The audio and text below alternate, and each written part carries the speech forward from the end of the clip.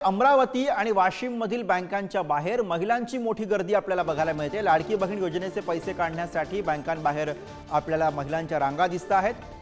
पैसे परत जाण्याच्या अफवांमुळे महिलांच्या बँकांबाहेर रांगा असल्याचं बोललं जात आहे।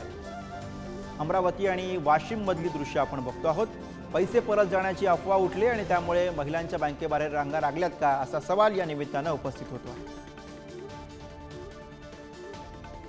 काही जणांच्या बँक खात्यामध्ये हे हप्ते आलेले आहेत तर काही जणांना अद्यापही प्रतीक्षा आहे। मात्र बँकेबाहेर आता आपल्याला पैसे काढण्यासाठीची गर्दी महिलांची बघायला मिळते। अमरावती आणि वाशिम मधली दृश्य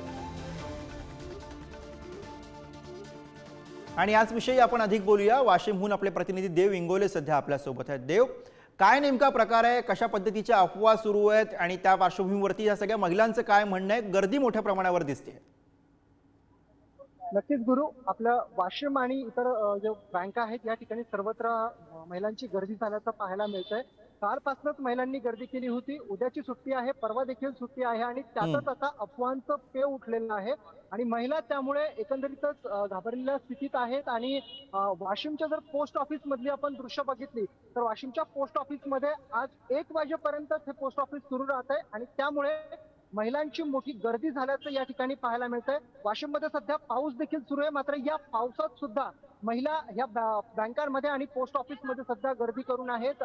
उद्या जे रक्षाबंधन आहे त्यापूर्वी हे महिलांना पैसे काढून घ्यायचे आहेत आणि त्यातच ह्या सगळ्या अफवा सुरू झाल्या आहेत आणि त्यामुळे एकंदरीतच ही महिलांची गर्दी झाल्याचं आपल्याला पाहायला मिळतंय।